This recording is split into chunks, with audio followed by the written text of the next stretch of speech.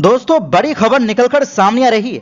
92% यहूदियों ने मान लिया ईरान से जंग हार गया इजराइल, जबकि ईरान ने मार ली बाजी। नेतन्याहू की कुर्सी पर मंडराने लगा खतरा। आखिर क्यों अपने ही लोग सरकार की रणनीति पर उठा रहे हैं सवाल? और क्या अब क्षेत्र में नहीं चलेगी इजराइल की दादागिरी? जानेंगे पूरा मामला। अगली खबर में आपको बताएंगे। कतर से आई बड़ी खबर। गैस फैक्ट्री में अचानक जोरदार विस्फोट से मचा हड़कंप। आखिर कैसे हुआ यह धमाका और कितना बड़ा नुकसान हुआ? और साथ में आपको बताएंगे स्विट्जरलैंड में ईरान और अमेरिका के बीच बातचीत का नया दौर जारी। लेबनान होर्मुज और प्रतिबंधों को लेकर ईरान के हाथ लगा बड़ी कामयाबी। इनके अलावा ब्रिटेन की राजनीति में उथल पुथल, प्रधानमंत्री ने दिया इस्तीफा। तो बिना समय गवाए बात करते हैं खबरों की।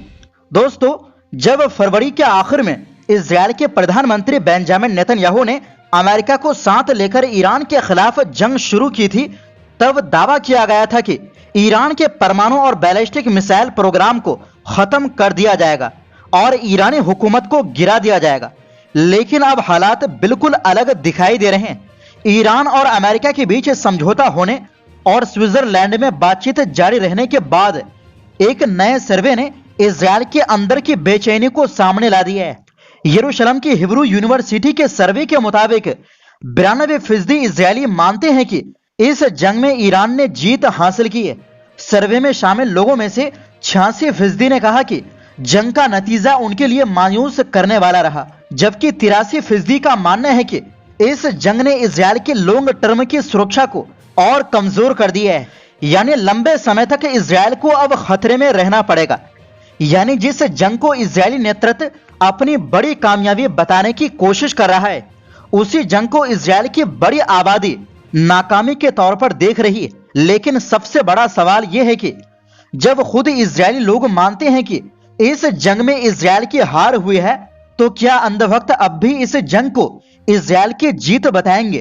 खैर, इतना ही नहीं, 72.5% इजरायलियों ने नेतन्याहू के उस दावे पर भी भरोसा नहीं जताया जिसमें उन्होंने कहा था कि इजराइल ने बड़ा फायदा हासिल किया है और अपने ऊपर मंडराने वाले बड़े खतरे को खत्म कर दिया है।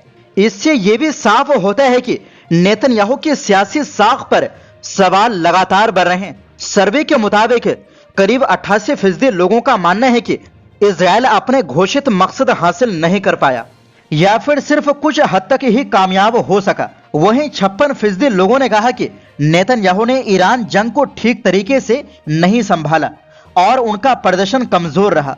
दूसरी तरफ लेबनान का मुद्दा अभी भी इस पूरे मामले में सबसे बड़ा विवाद बना हुआ है। ईरान लगातार कहता रहा है कि जब तक इजराइल लेबनान पर हमले बंद नहीं करता और दक्षिणी लेबनान से अपनी फौजें नहीं हटाता, तब तक असली सीज फायर कायम नहीं हो सकता। हालांकि इसके बावजूद सर्वे में 48% इजरायलियों ने लेबनान में जारी सैन्य कार्रवाई का समर्थन किया। इनमें से कई लोगों ने तो ये भी कहा कि अगर इस वजह से अमेरिकी राष्ट्रपति डोनाल्ड ट्रंप के साथ टकराव हो जाए, तब भी वो इस अभियान के पक्ष में है। ये सर्वे 17 जून से 20 जून के बीच किया गया, जिसमें 3644 इजरायली नागरिकों से राय ली गई। कुल मिलाकर इजराइल जो अपने आप को क्षेत्र का दादा समझता था, वो अब टूट गया है। वहीं दूसरी ओर दोस्तों, कतर से एक बड़ी और चौंकाने वाली खबर सामने आई है। कतर के सबसे बड़े गैस प्रोसेसिंग सेंटर रस लफान इंडस्ट्रियल सिटी में देर रात जोरदार धमाका हुआ, जिसके बाद पूरे इलाके में हड़कंप मच गया। कतरी अधिकारियों के मुताबिक इस धमाके में कम से कम 13 लोगों की मौत और 66 घायल हुए हैं। घटना राजधानी दोहा से करीब 80 किलोमीटर दूर स्थित रस लफान इंडस्ट्रियल सिटी में हुई, जिसे कतर की गैस इंडस्ट्री का दिल माना जाता है। कतर के गृह मंत्रालय का कहना है कि यह एक आंतरिक विस्फोट था जो तकनीकी खराबी की वजह से हुआ।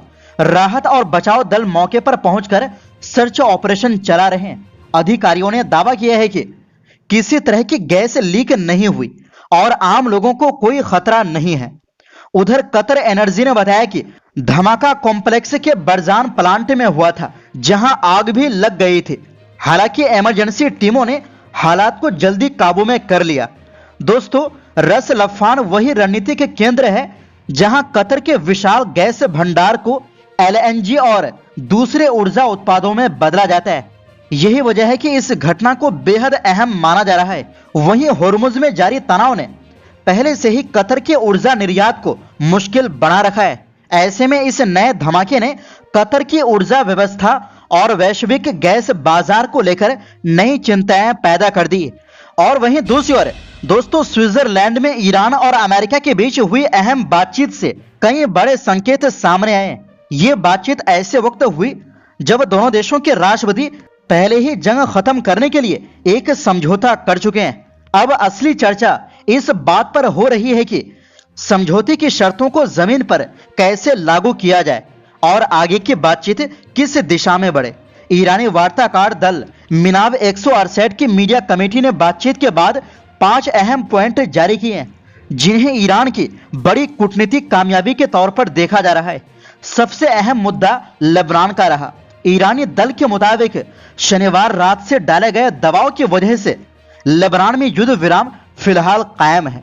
इस युद्ध विराम की निगरानी के लिए एक नया कॉन्फ्लिक्ट कंट्रोल यूनिट बनाया जाएगा, जिसमें ईरान भी शामिल होगा। ईरान का कहना है कि इससे लेबनान के सुरक्षा मामलों में उसकी आधिकारिक भूमिका मजबूत होगी, जबकि पिछले महीनों में अमेरिका ईरान को इस समीकरण से बाहर रखने की कोशिश कर रहा था। दिलचस्प बात यह है कि इस निगरानी तंत्र में इजरायल की कोई भूमिका नहीं होगी। दूसरा बड़ा मुद्दा होर्मुज का रहा। बातचीत में यह तय हुआ कि होर्मुज को धीरे धीरे पूरी तरह खोला जाएगा और इसके लिए दोनों पक्षों के बीच एक सीधा संपर्क तंत्र बनाया जाएगा। अगर कोई समस्या पैदा होती है तो दूसरी तरफ सीधे ईरान से संपर्क कर सकेगी। ईरान इसे होर्मुज पर अपनी संप्रभुता और मजबूत कंट्रोल की तस्दीक मान रहा है। तीसरा अहम फैसला 3 वर्किंग ग्रुप बनाने का हुआ है। एक परमाणु कार्यक्रम पर, दूसरा प्रतिबंधों पर और तीसरा निगरानी व्यवस्था पर काम करेगा। लेकिन ईरान ने साफ कर दिया है कि पहले समझौते की शर्तों पर अमल होना चाहिए, उसके बाद ही आगे की बातचीत बढ़ेगी।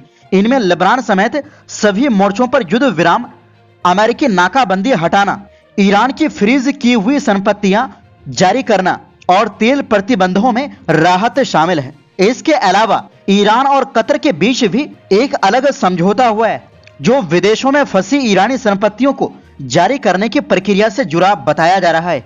सबसे बड़ी आर्थिक खबर यह रही कि अमेरिकी ट्रेजरी विभाग ने 60 दिनों के लिए तेल और पेट्रोकेमिकल क्षेत्र से जुड़े कुछ प्रतिबंधों में राहत दे दी है।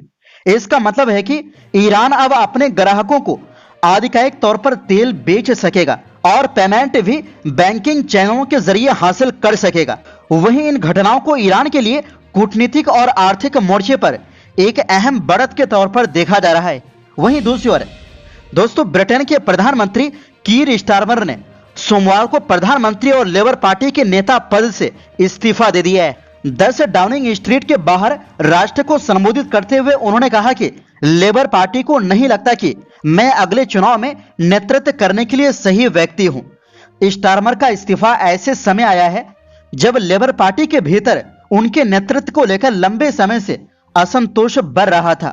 लेबर पार्टी के 400 सांसदों में से 100 से ज्यादा सांसदों ने अपनी ही सरकार के खिलाफ मोर्चा खोल दिया था।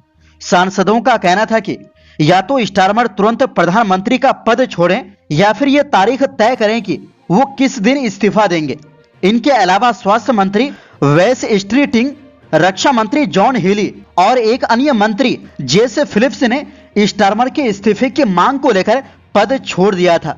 स्टारमर पिछले 10 साल में कार्यकाल पूरा होने से पहले पद छोड़ने वाले 5वें प्रधानमंत्री होंगे। इससे पहले David Cameron, Theresa May, Boris Johnson और लिज ट्रस ने पीएम पद से इस्तीफा दिया था। तो फिलहाल के लिए इस रिपोर्ट में बस इतना ही।